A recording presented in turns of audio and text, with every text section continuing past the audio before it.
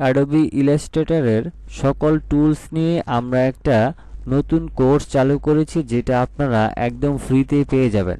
এবং এখানে হচ্ছে আমাদের যে কয়টা টুলস আছে, ইলাস্ট্রেটর ওপেন করার সাথে সাথে বা আমরা গ্রাফিক ডিজাইন শুরুতেই কিন্তু আমাদের এই টুলসগুলি জানা প্রয়োজন। তো সেই ক্ষেত্রে আমরা যদি এই টুলসগুলি জেনে নেই, তাইলে আমাদের মোটামুটি ইলাস্ট্রেটরের 50% জানা হয়ে যাবে। তো সেই ক্ষেত্রে আমাদের যদি টুকটাক আমাদের কোনো কিছু করতে হয়, তাইলে আমরা এই টুলসগুলির মাধ্যমে কিন্তু করতে পারবো। কিন্তু আমরা যদি না জানি, তাইলে আমরা সেটা করতে পারবো না। তো সেই ক্ষেত্রে এই টুলসগুলি নিয়ে আমরা 15 থেকে 20টা ভিডিও দিব, যেখানে আপনি সহজেই এই টুলসগুলি সম্পূর্ণ বিষয়টা ক্লিয়ার হতে পারবেন। এবং এখানে এই টুলসগুলি আপনাদেরকে এমনভাবে শিখিয়ে দেওয়া হবে যে আপনার সাথে আর কখনোই এই টুলস নিয়ে কারো কাছ থেকে কোনো ভিডিও দেখার প্রয়োজন না পড়ে। তো চলুন শুরু করে দিচ্ছি। সর্বপ্রথম হচ্ছে আমাদের ইলাস্ট্রেটরটা ওপেন করার পর আমাদের এইরকম একটা ইন্টারফেস আসবে। এরপরে আমাদের এখানে বেশ কিছু টুলস থাকবে এবং এদিকে আমাদের বেশ কিছু অপশন থাকবে। তো সেই ক্ষেত্রে আমাদের ইলাস্ট্রেটরটা প্রথমে আমরা কাজের শুরু থেকেই কিন্তু আমাদের প্রথমে এই টুলসে আসতে হবে। তো এই টুলসে আসলে কি কি আছে সেটা হচ্ছে আমরা একটু দেখে নিই। তো এখানে হচ্ছে রেক্ট্যাঙ্গেল টুল, রাউন্ডেড রেক্ট্যাঙ্গেল টুল, ইলিপস টুল, পলিগনাল টুল, স্টার টুল, ফ্লায়ার টুল। তো এই টুলসের মাধ্যমে কিন্তু আমাদের পৃথিবীর সব কয়টা ডিজাইন কিন্তু তৈরি করা হয়, এবং যত ধরনের ডিজাইন আছে, যত হাজার লক্ষ ডিজাইন আছে, সব কিন্তু এই টুলসগুলির মাধ্যমে করা হয়। তো এইগুলি আপনার লাগবেই লাগবে। তো যেহেতু আমরা আজকে বেসিক শুরু 1 নম্বর পর্বে আছি, সেক্ষেত্রে প্রথমে আমাদের এখানে যেহেতু আসতেই হবে, সেক্ষেত্রে আমরা এদিক থেকে এই রেক্ট্যাঙ্গেল টুলটা এবং এদিক থেকে সিলেকশন টুলের কাজটা শিখব। তো প্রথমত হচ্ছে দেখেন, এইদিকে হচ্ছে আমাদের ফিল কালার আছে। এই ফিল কালারে হচ্ছে আমাদের হোয়াইট কালার সিলেক্ট করা আছে। আমি যদি এদিক থেকে রেড কালারে ক্লিক করি, তাহলে এখানে রেড কালার চলে আসবে। এবার আমরা এদিক থেকে যে রেক্ট্যাঙ্গেল টুলটা আছে, এটার মাধ্যমে যদি মাউসের লেফট বাটনটাকে ক্লিক করে আমি আমার প্রয়োজন অনুযায়ী একটা শেপ নিয়ে নিই, দেখেন এখানে কিন্তু আমি শেপটা নিয়ে নিয়েছি।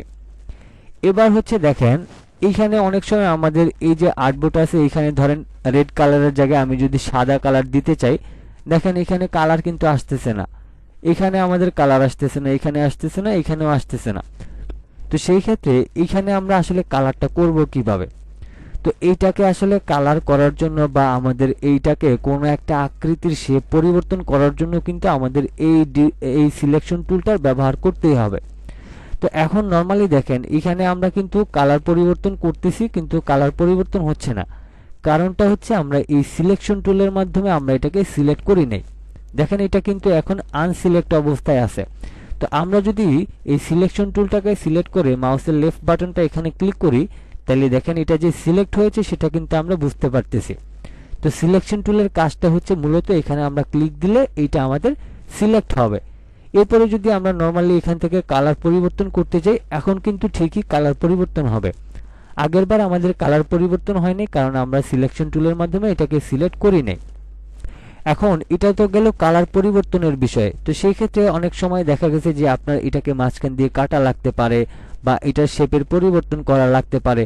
তো তখনও কিন্তু আমাদের এই সিলেকশন টুলের মাধ্যমে আমাদের এই যে আর্টবোর্ডটা আছে, এই আর্টবোর্ডে যা কিছুই থাকবে না কেন, আমাদের যখন যেই শেপে যেই কাজ করতে হবে, সেটাকেই কিন্তু আমাদের আগে সিলেক্ট করে নিতে হবে। তো সিলেক্ট যদি আমরা না করে নিই, তাহলে আমরা এখানে সারা দিনও যদি আমরা কালার দেওয়ার চেষ্টা করি, তাহলে কিন্তু এখানে কালার পরিবর্তন হবে না।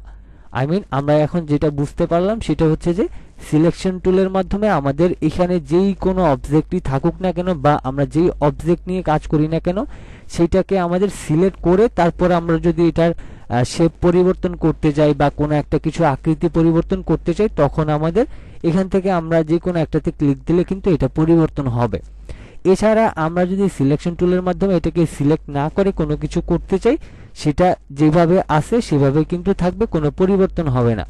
তো এজন্য সিলেকশন টুলটা আমাদের ব্যবহার করতে হয়, যে আমরা এটাতে কোনো একটা কালার পরিবর্তন করতে গেলে বা এটাকে ডিভাইড করতে গেলে বা এটার অর্ধেক অংশটা রাখতে গেলে আমাদের প্রথমে এটাকে সিলেক্ট করতেই হবে। এছাড়া আমাদের আর কোনো উপায় নেই, আমাদের সিলেক্ট করতেই হবে। তো সেক্ষেত্রে হচ্ছে সিলেক্ট করার জন্য আমরা নরমালি এখানে একটা ক্লিক দেব। এরপরে হচ্ছে নরমালি আমরা এখানে ক্লিক দিলে দেন আমরা এখান থেকে এইভাবে করে কালার পরিবর্তন করতে পারবো।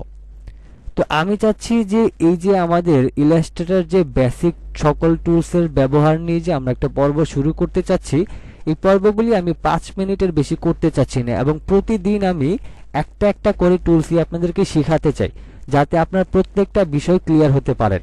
তবে এই পর্বগুলি কিন্তু প্রতিদিন আমি আপলোড দেব, সেই ক্ষেত্রে অবশ্যই চ্যানেলের সাথে থাকবেন, অবশ্যই সাবস্ক্রাইব করে রাখবেন এবং আমি যখনই আপনাদেরকে এই বেসিক পর্বগুলি দেব তখন আপনার কাছে নোটিফিকেশন চলে যাবে, সেখান থেকে কিন্তু দেখে নিতে পারবেন। তো আমরা এখানে যে কয়টা টুলস আছে প্রত্যেকটা আমরা প্রত্যেক দিন একটা একটা করে টুলসে শিখব। যদি আমরা একদিনে অনেকগুলি টুলস শিখতে চাই সেক্ষেত্রে কিন্তু আমরা পারবো না। তো সেই ক্ষেত্রে আমি চাচ্ছি যে একদম ছোট করে একটা ভিডিও তৈরি করব, ছোট ছোট করে, যাতে আমাদের পর্বগুলি দেখে আপনি কিছু শিখতে পারেন এবং কোনো ধরনের সমস্যা না হয়। আজকের মতো এই পর্যন্তই ছিল। সবাই ভালো থাকবেন, সুস্থ থাকবেন। আল্লাহ হাফেজ।